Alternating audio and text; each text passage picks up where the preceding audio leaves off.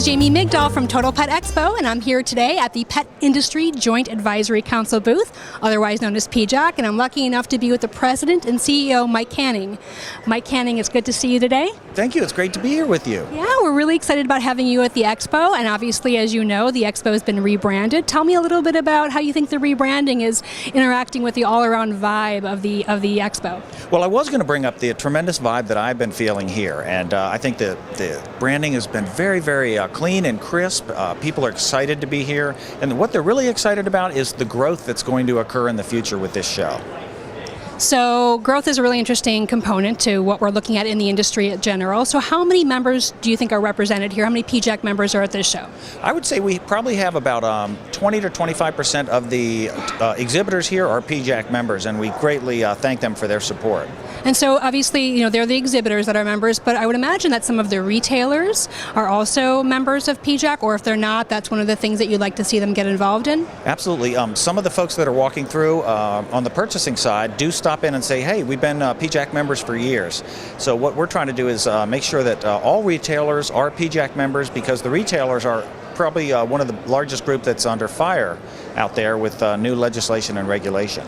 So to that, obviously we know that that's an issue, and that's part of what you are doing such a wonderful job with. What's the question that you get most from your members? What's the biggest concern that they have, or what are they most excited about you doing in this day and age as we're looking at the end of 2013, the beginning of 2014? Yeah, probably the biggest question, the question that I hear most is, well, with all the restrictions on pet ownership and all the pressure on pet ownership, how is my business going to survive into the long term?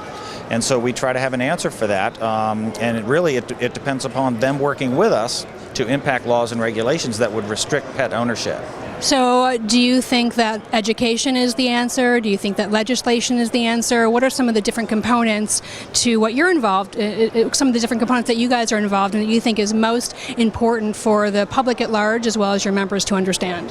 I think it's a combination of a lot of different things that will make the pet industry successful in the future when it comes to the existence of live animals out there. For instance, education.